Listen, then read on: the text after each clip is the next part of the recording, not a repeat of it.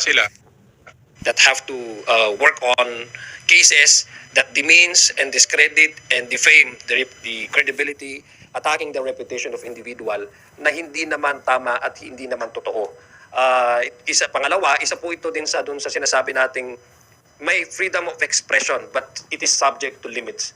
May cyber libel, may libel po na kaso. So, malaking panawagan din ito doon sa mga peddlers ng fake news. Huwag mo natin gagamitin yung wrong interpretation of the freedom of expression or speech na to a point na hindi na natin alam kung ano yung dapat anong nakakasira at anong nakakabuti sa mga sinasabi natin. Thank you, Kat. Next questions will come from Earl Tobias of IBC 13. Good morning, Kongs. Sundan ko lang po yung tanong ni Ate Mela concerning FPRRD statement pa rin po. Yung pag-i-impeach daw po kay VP Sara Duterte ay isang political move dahil kung hindi daw pumupusta raw po si dating Pangulong Duterte na magma-martial law si Pangulong Marcos para hindi siya mapalitan na sa presidente at yung pag-i-impeach daw kaya VP Sara isa na ring hakbang para pilayan daw yung kanyang anak sa pagtakbo sa 2028 elections. Reactions po.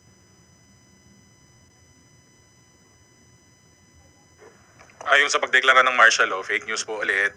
Hello, fake news, Mr. Fake News. Pero, puro fake news na lang lumalabas sa bunganga nyo. Palitan nyo naman. Yun naman po sa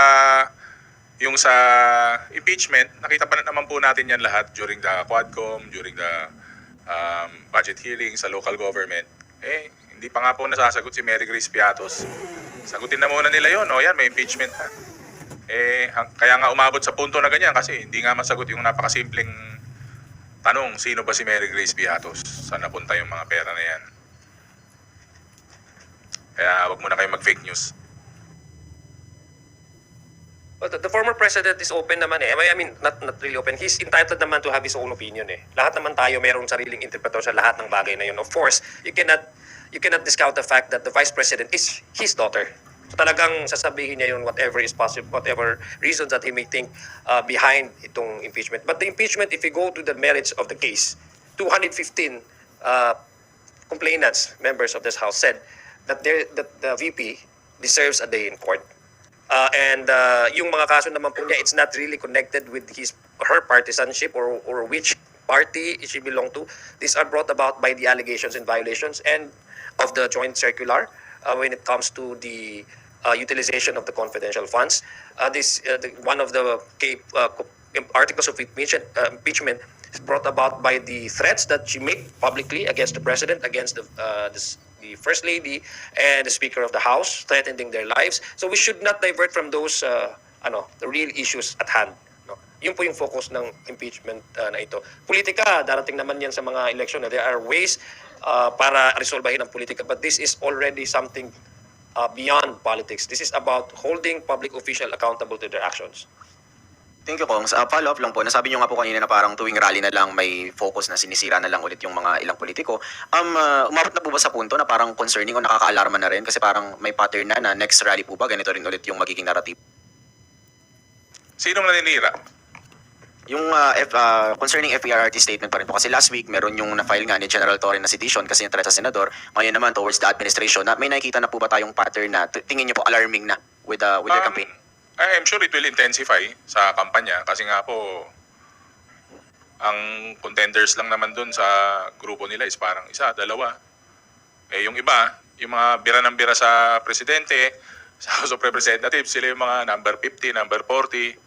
Kumbaga sinasakyan nila yung kasikatan ng presidente sa kanang nagagawa niya Parang wala lang, sumasakay sila, naninira sila, hindi naman sila umaangat sa survey. Feeling ko nga pag tumakbo ko, baka mas mataas pa ako sa kanila Parang feeling ko masikat ako ng konti sa kanila. Kasi lagi na lang nilang ginagamit. Naghahanap sila ng ibabato sa house. Sinasakyan nila yung kasikatan. Kasi sumisikat ka pag gumagawa ka ng magagandang bagay. Hindi yung mga hindi magagandang bagay. Hindi kasi sikat doon. Siyempre, sasakyan nila. Ang daming achievements, ang daming ginagawa, ang daming solusyon na napoprovide. Ito namang mga nasa dulo ng mga tumatakbong senador, kung ano-ano na lang ini-issue para lang, siyempre, mag-grab sila ng media mileage, di ba? Di ba, sasakyan natin to para, sumikat tayo. Ang problema puro paninira naman. Plataforma kaya ilatag nila. at hindi paninira, tignan natin, baka umangat ng konti sa survey, mas maganda. Kasi ang tao, naghahanap ng resulta yan, naghahanap ng magandang plataforma yan. Kahit naman sa lugar, sa probinsya, sa school government, kailangan na ilalatag mo, plataforma, hindi yung andyan ka na naman tuwing kampanya. Sesementohin mo lahat ng hindi na semento, papasemento mo yung dagat. Ang dami nyo, you will promise the heavens to the people. Nasaan ka ba nung dalawang taon at kalahati? Wala ka naman. Yung mga nandyan nagsisilbi na nakaupo, nandyan sila for how many years? For how many months na nagsisilbi? Tapos pupunta ka dito, sasakyan mo yung issues, yun ang pangkampanya nila. Kaya kung ako sa kanila, plataforma ang ilatag nyo, wag yung paninira. Thank you, Kong. Last from my end na lang po. After 5 years, na-remove na po yung Philippines sa FATF gray list po. Philippine Anti-Money Laundering Council said it will boost investment dahil mas luluwag at least yung pagbabantay sa bansa when it comes to mga pumapasok na investments nga. Reactions po. Ito, i-connect ko lang sa sinabi ni Kong Ernix kanina that the President is busy defending the nation, protecting and preserving our national territorial sovereignty. Apart from that, this administration is also busy trying to address yung credit standing ng Philippines, kung ano yung image ng Philippines internationally. That's one of the indication that this administration means business. Because natanggal na tayo sa gray list area. Ano yung gray list, 'di ba? Ng anti-money law. So it only shows na yung trust ng international community ay bumabalik sa seryoso at magandang patakbo ng bureaukrasya ng administrasyon na ito. Hindi yan nanggagaling sa mga political allies ng administrasyon na ito.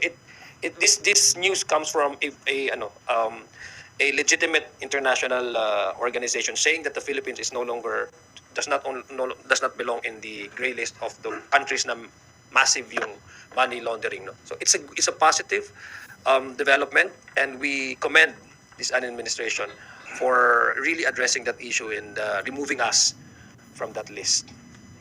Ako just to add lang, tingin ko isang reason doon yung total ban ni President sa Pogo. Because the total ban in Pogo, alam naman natin yung Pogo, yan yung web of lies and criminality. Isang dyan, yung money laundering. Ang malungkot na fact dito, yung mga involved sa Pogo, yung mga sugarol, yung mga naghahasik na mga bisyo na nakakasira ng buhay ng Pilipino para yumaman lang sila, dahil kinat na ni President Bongbong Marcos, umokay tayo sa money laundering. Ang problema natin naman ngayon na hinaharap natin, same individuals involved in illegal gambling and pogos. They're trying to get in government. If you would see, ang daming tumatakbo.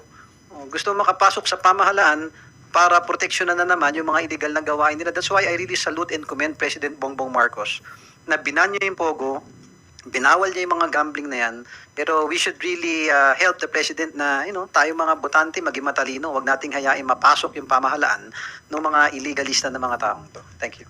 Idadagdag ko lang din, I think from our end, yung Quadcom, ito yung po yung nagpapakita na yung talagang direction po ng Quadcom ay nasa tama na direction.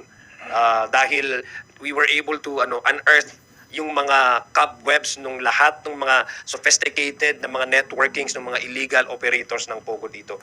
At least nakadagdag yung tama po yung sinabi ni hindi lang dun sa immediate na pagban dahil ang presidente alam talaga niya na kung anong magiging effect nito at paano dapat mag-move forward ang Pilipinas without this kind of illegal industry. Pero the House of Representatives from our end, the Quadcom, was able to at least come up with an institutionalized policy that would really deter the coming in or the resurrection of these illegal activities like Pogo.